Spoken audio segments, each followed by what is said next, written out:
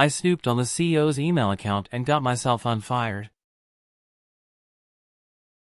A few years after tossing my graduation cap in the air, I found myself embedded in the world of finance, working as an analyst in a small private equity firm. Little did I know that this seemingly ordinary job would become a battlefield with a CEO I would affectionately nickname Captain Dishabag.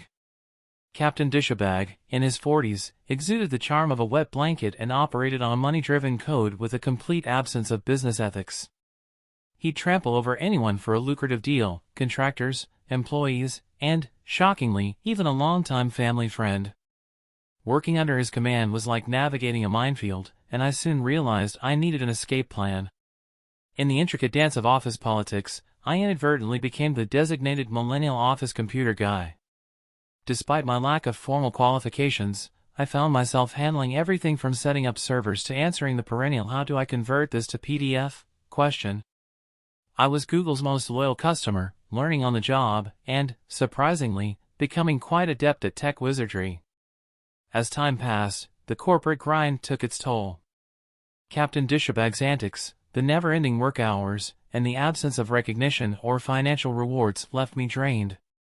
The dream of entrepreneurship began to whisper sweet promises, and I decided it was time to cut ties with the 9-to-8 routine. But quitting outright seemed imprudent. Instead, I hatched a plan to build up my own consulting business while clinging to the stability of a paycheck. My moonlighting venture took off, and I secured my first clients while still navigating the politics of the corporate world. As my entrepreneurial pursuits gained momentum, my commitment to the office job waned. I started spending a significant chunk of my workday tending to my burgeoning business.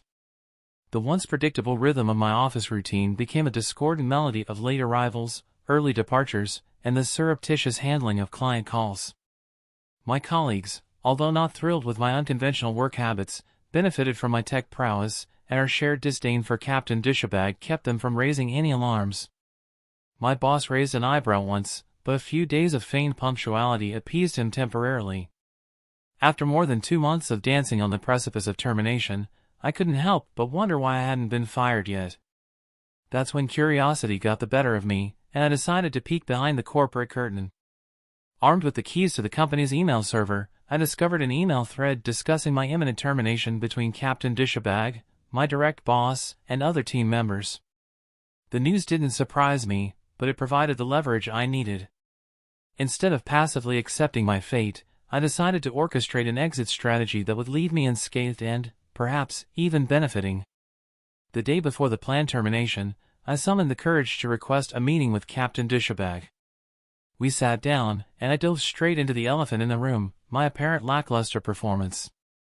The shock on his face was palpable when I casually mentioned my suspicion about their plan to let me go. Seizing the moment, I played the entrepreneur card, admitting that my heart was no longer in the job. I proposed a deal. I would stay for a month, tying up loose ends, finishing ongoing projects, and training a replacement.